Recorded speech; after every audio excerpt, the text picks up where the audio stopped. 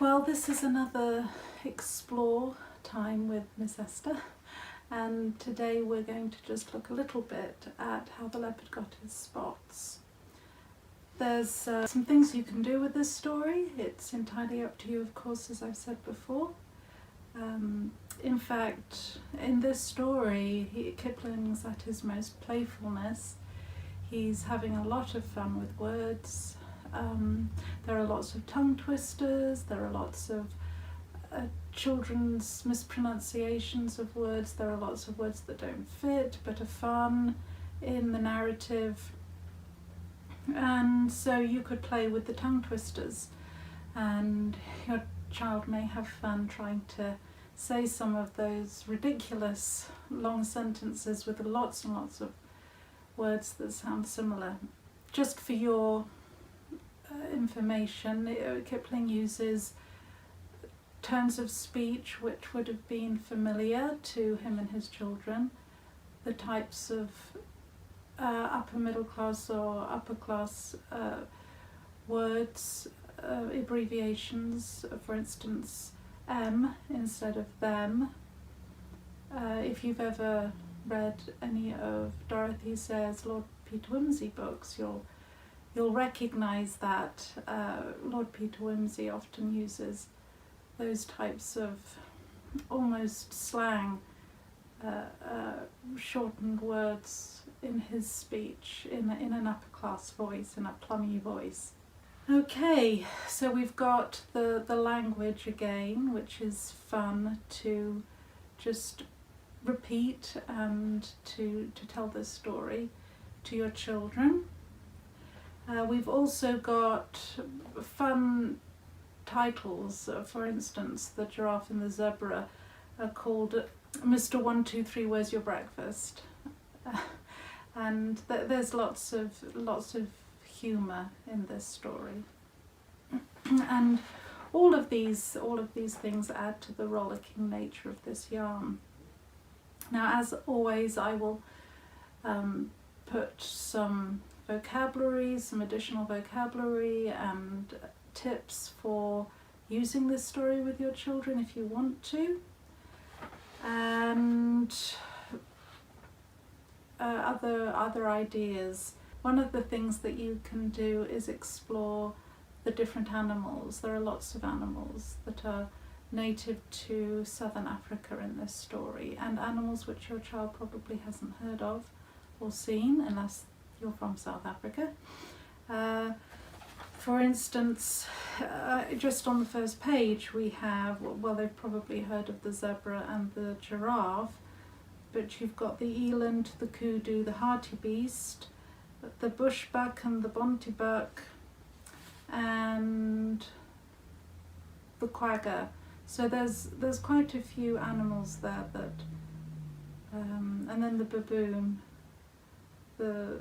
called bavian.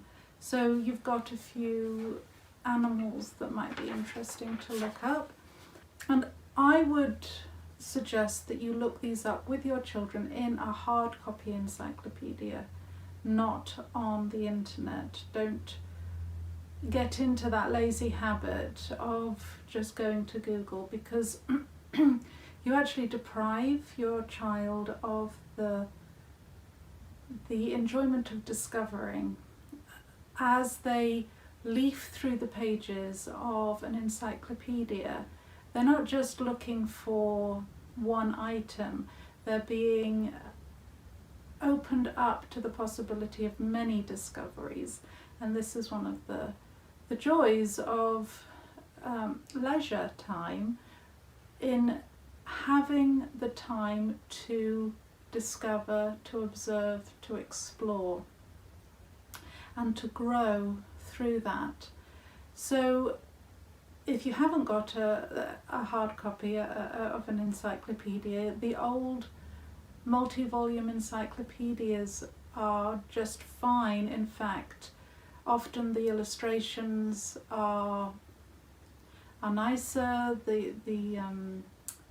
descriptions are more eloquent, so I would try and find that you can find them in garage sales on the internet, people are just getting rid of them. So look through an encyclopedia with your children for these animals, and as they're doing that, they're learning to use the alphabet, and they're also discovering other things as they go.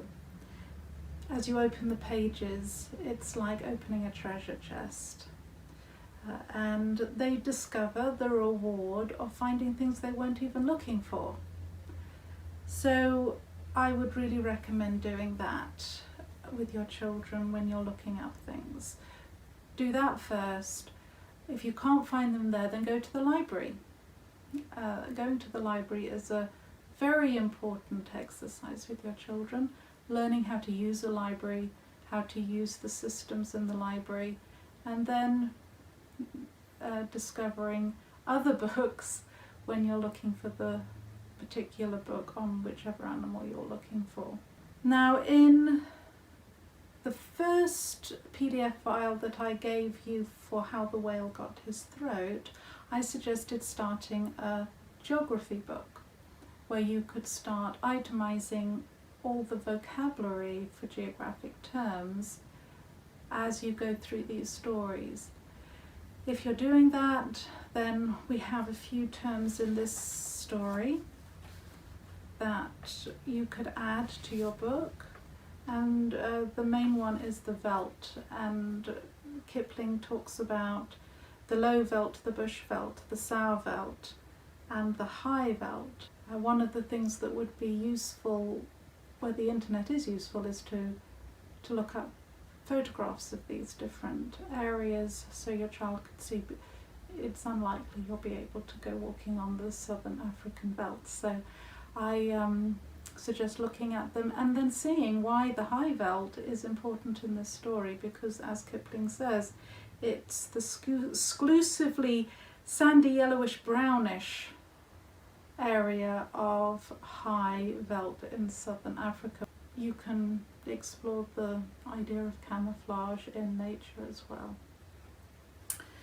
Okay, so I think that's it for this book. I'm sure there's lots of things you can discover on your own, but those are just some ideas, and I'll put more in the file below. Thank you. This is wise Bavian, the dog-headed baboon, who is quite the wisest animal in all South Africa. I have drawn him from a statue that I made up out of my own head, and I have written his name on his belt and on his shoulder and on the thing he is sitting on. I have written it in what is not called Coptic and hieroglyphic and cuneiformic and Bengalic and Burmic and Hebraic, all because he is so wise.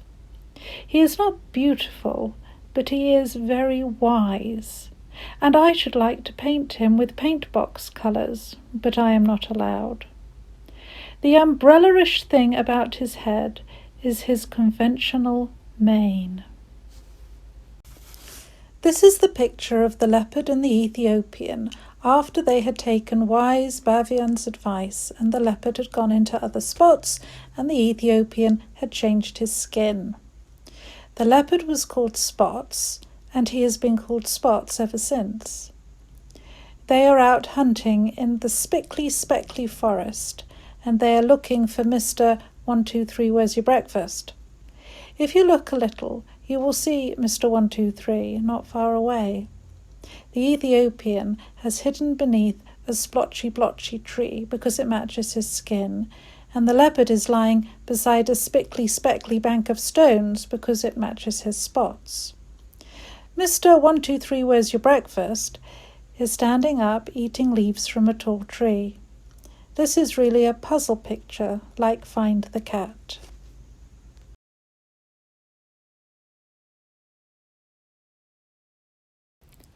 I am the most wise Bavian, saying in most wise tones, let us melt into the landscape, just us two by our lones. People have come in a carriage calling, but Mummy is there. Yes, I can go if you take me. Nurse says she don't care. Let's go up to the pigsties and sit on the farmyard rails. Let's say things to the bunnies and watch 'em skitter their tails. Let's, oh, anything, Daddy, so long as it's you and me, and going truly exploring and not being in till tea.